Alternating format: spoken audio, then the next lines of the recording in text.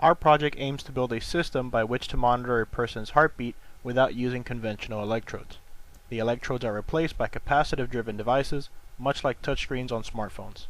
The signals picked up from the person are manipulated and analyzed before being displayed. The lack of traditional electrodes allows for integration of our system into clothing, upholstery, or other forms.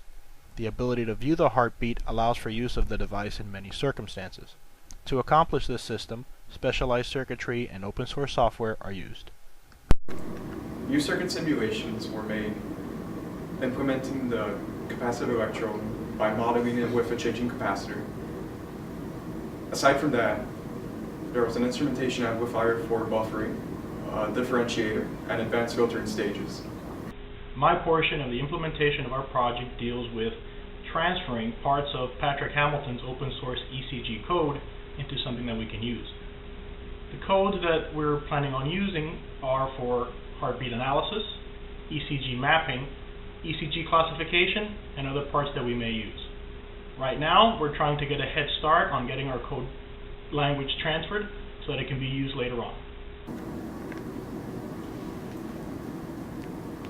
We are using Eagle's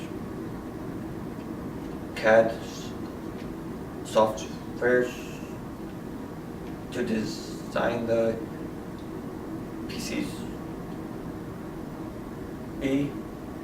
and using tropical assemblies for professional assembly of those PCB.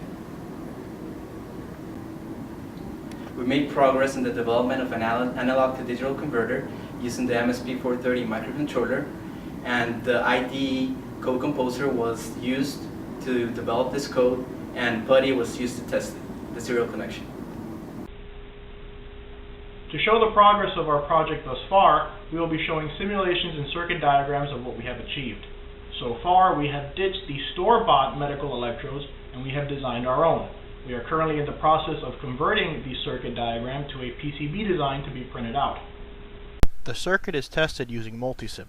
The signals from the chest and the arm are simulated by an ECG generator created by National Instruments. The electrodes are simulated to include the capacitive difference created from contact to the skin. Each electrode contains an instrumentation amplifier and a buffer. The final portion of the circuit differentiates the signals, filters noise, and applies gain. The output of the system seen here shows a PQRS pulse in the signal and an amplitude above 500 millivolts. Design of the PCB has started, along with the use of an MSP430 for digitization of the signal.